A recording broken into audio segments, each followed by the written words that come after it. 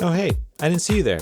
Welcome back to LegitimaTech. I was just busy working on a brand new series I'd like to introduce you to. It's called The Tech News Roundup.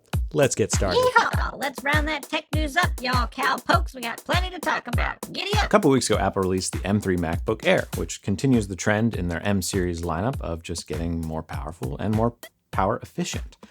It's nothing new to the industry. That's where tech goes, hopefully. But with Apple's case, the introduction of Apple Silicon has made laptops a pretty viable option for like 90% of the work. For basic tasks such as getting projects started, most video editing and even rendering can be done using the hardware's built-in encoders and accelerators. That's the magic of these chips and really the new generations of chips from other manufacturers too. Even though the M3 is the latest and greatest, you can now find the M1 and M2 series laptops or desktops at incredibly affordable prices compared to their release date MSRPs. And as a sick bonus, if you buy an M1 series, Apple still throws in this graph for free so you can brag to your friends about how powerful your laptop is. And if you're on an M1 or M2, no need to upgrade to an M3. It's predictable at this point. There'll be a new chip every year, so if you're getting what you need to get done with the hardware you have, just wait until 5, 6, 7, 8, or whatever. On the flip side of power efficiency, Intel recently released their 14900KS, which is a binned processor built for speed. They reduced the core counts to favor thermal management to achieve these record-setting speeds. While not practical for basically anyone, these do offer legitimate bragging rights, no graphs included. This 14900KS chip can apparently draw upwards of like 430 watts, which is in stark contrast to the aforementioned mobile chips. It's apples and oranges though. These things should work in synergy. All that efficiency when you need it on the go, and then the raw power when you're at home and gaming or rendering. A great contrast metaphor for this is a organic, all-natural, raw juice enema and a hyper-caffeinated energy drink. And you can get the best of both worlds with LegitimaDRANK. That was a dumb analogy, Danny, but it's true. It's a lethal blend of whatever the fuck we wanted, and it's super viscous. Oh yeah, baby, give me that food. You can taste the drink. Drink the drink. Continuing with hardware, Nvidia continues their dominance in the GPU market, now proceeding to iterate on their AI-focused H100 GPUs with the H200 GPUs. Oh, I'm so sorry. That's old news. Because I filmed that segment a while ago, and since then, Nvidia has had their GTC event in which they announced the successors of those chips, the B100 and B200. These literally blow the other chips out of the water. We'll get into how this will affect AI later in this episode, but suffice to say, it's moving quite fast.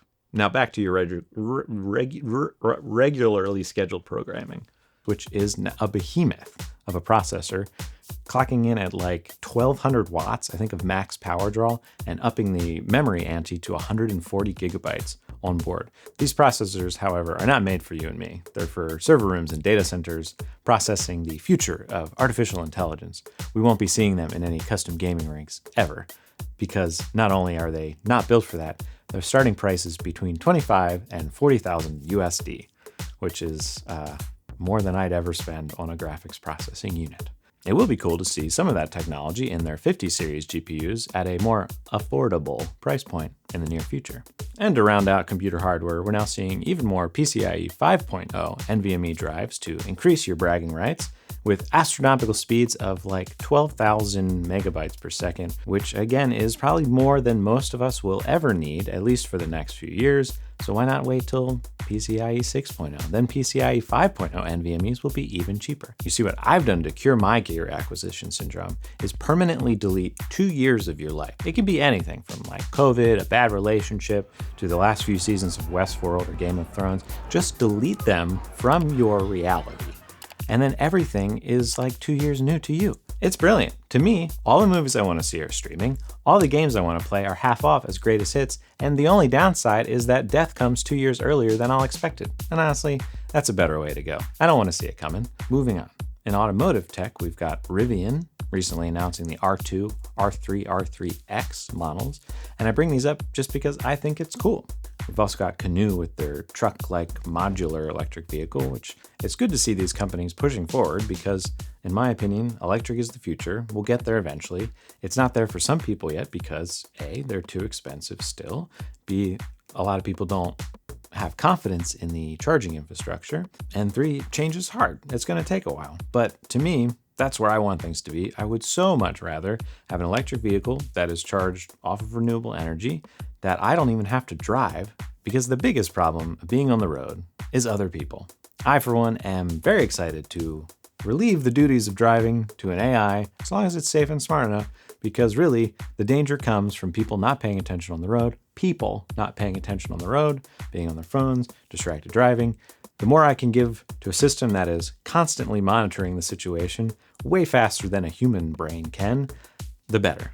So I'm excited to see these companies continuing to announce new vehicles, pushing the envelope with their tech.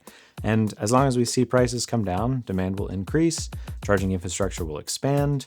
But if I'm really being honest, if we just put all this money and thought and effort into increasing our public transportation, the world would probably be an even better place. The best of both worlds is ideal, I suppose, if we had incredible renewable energy powered individual transportation and the most advanced public transit in the universe. That's a utopia, but we're not there yet. So the best we can do is rant about it on social media and vote like a chump. In other news, within the category of video production, which is of course near and dear to my heart, camera manufacturer Nikon has bought out camera manufacturer Red Digital Cinema, which is an interesting move no one saw coming. You could maybe have smelled something in the air, given that Red had recently taken Nikon to court over a patent dispute for its raw data acquisition in cameras. But honestly, the buyout was a surprise to all of us, and I'm eager to see what comes of it. I don't think Red as a brand is going anywhere, and Nikon for sure isn't. It probably just gives Nikon a foothold in the digital cinema industry, and Red can benefit from Nikon's prowess in consumer and professional manufacturing. So cheaper cameras for all with higher tech, that's great. An easy segue here is we don't need cameras at all. We have OpenAI's Sora now, where videos are being created with simple text prompts, and I will be shortly out of business. So like and subscribe because I need you to. This is legitimately scary and cool. It's really hard to wrap your head around as a video production professional because what it's doing is mind-blowing. It's creating things with just thoughts. I have a thought and it will create the video, and I have to do a fraction of the work to get there. Sure, it's still not like perfect. There are artifacts and inconsistencies with AI generated content, but look how fast we've come in like just a matter of years. It will be exponentially faster and more efficient and more powerful every year, every month, every minute. I don't know. It's getting so fast, I can't keep track. Pretty soon, I'll just need to write, hey, make a legitimate tech video, and it'll probably do a better job than I ever could.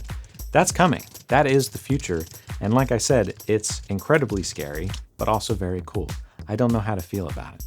Highlighting content that is still made by humans, we've got the Fallout TV show airing on Amazon Prime, April 11th, and it looks to be pretty cool. To be honest, I haven't played the Fallout games. You can hate me for it, but it's just something I never picked up. There's so many games out there, you can't play them all.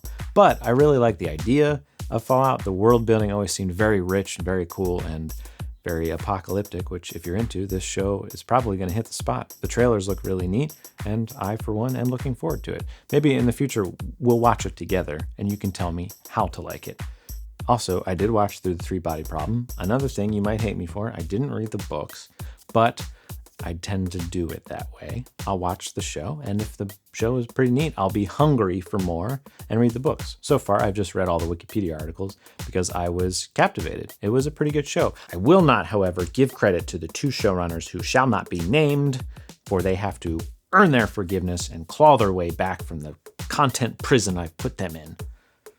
I'm not ready to forgive and forget. I'm not ready to forgive. I will never forget. And in gaming news, popular title Helldivers 2 is still, well, extremely popular, with plenty of fans showing their appreciation by complaining on Reddit. I'm just kidding. Most people love the game, and it's cool to see the creators interacting so much with the community through this live service setup. It's really a benchmark for games to come.